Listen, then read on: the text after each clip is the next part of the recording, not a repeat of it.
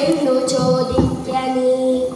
നിങ്ങളെ ചൊല്ലി ഞാൻ ചെയ്യുന്ന പാപങ്ങൾ നിങ്ങൾ കൂടെ പകുത്തൊട്ടു വാങ്ങിയിടുമോ എന്നു നീ ചെന്നു ചോദിച്ചു വരുവോളം നിന്നേടുമത്രേ ഇവ ഞങ്ങൾ നിസ്സംശയം. ഇത്തമാർഗണ്യ ഞാൻ വീണ്ടുപോയി ചെന്നു മൽപുത്രധാരാദികളോടു ചോദ്യം ചെയ്തേൻ.